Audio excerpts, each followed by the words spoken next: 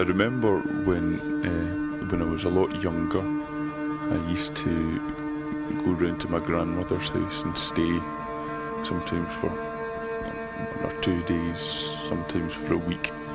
It was a very, very old house, very sort of old building, and on the inside they had dark sort of mahogany wooden furniture, tables and shelves. It was a very supernatural feel to the house, very sort of dark and dingy in the hall when you walked through the door.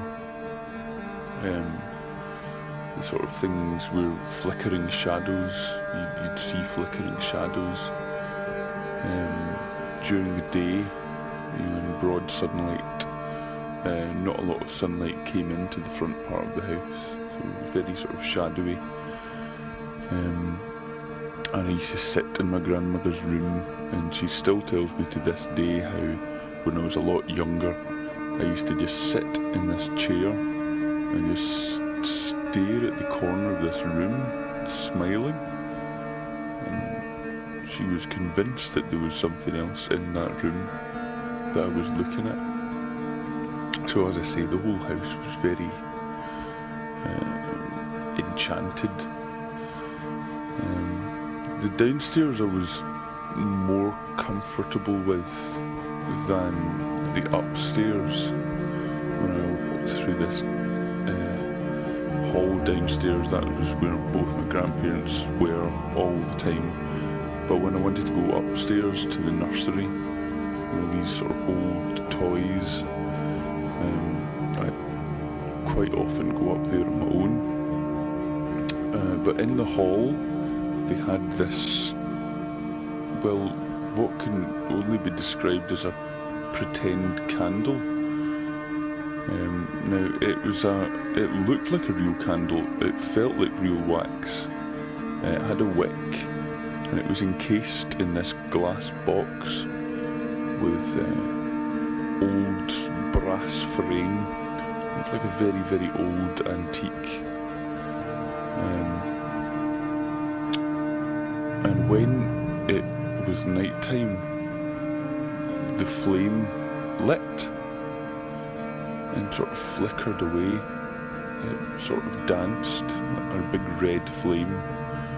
It would go to the left, to the right, it would go up, it would go down, and it would repeat the whole pattern again.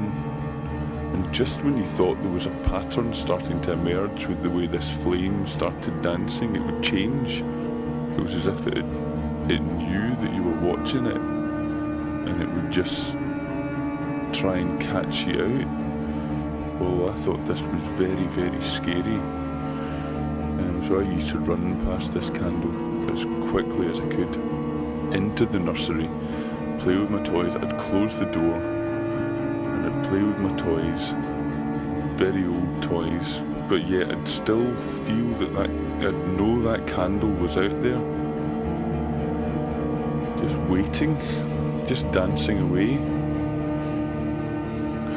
So I used to sneak up to the nursery door and I'd look through the keyhole to see if it was still dancing. And I looked through the keyhole, and there it was, right up against the front of the door. As close as I had been to it previously, looking right at the flame, it was right up in front of the door. So I thought, oh, my gran must have moved it. So I thought, I'm a bit worried about this. So I started shouting for my grandmother and my grandfather. They were both out in the garden, outside, through about 2 or 3 doors, in this big old enchanted garden with really high hedges. They couldn't really hear, so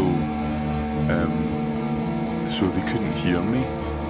So I was getting rather panicky by this point, and I really wanted to leave because the toys weren't quite as good as they once had been, with that added dimension of fear. So I put my toys away, and I thought, you know, I'm going to have to open this door to get past this candle. So I went up to the door and just I looked round to have one last glance at the nursery to check that everything was all put away nicely and all the toys were all hid away so that I could get out of this door. I wouldn't have to worry about closing it. I could just run down the stairs back to safety. And I looked round at this nursery to check all the toys were away.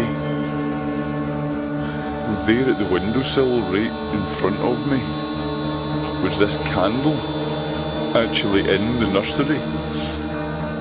Oh, so I opened the door and I ran out and I couldn't run downstairs because the lights downstairs weren't on and I couldn't see to run down the stairs in case I fell down them.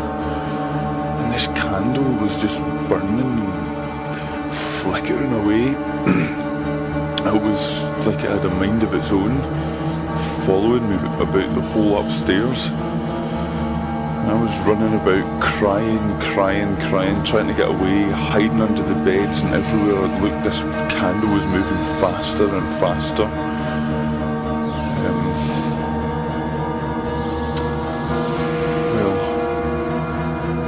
Eventually I had to open the window and try and climb out of that. All I can remember is, I don't remember ever getting away from it. All I can remember is this silent burning sound, flickering, this glass case and my grand's old house.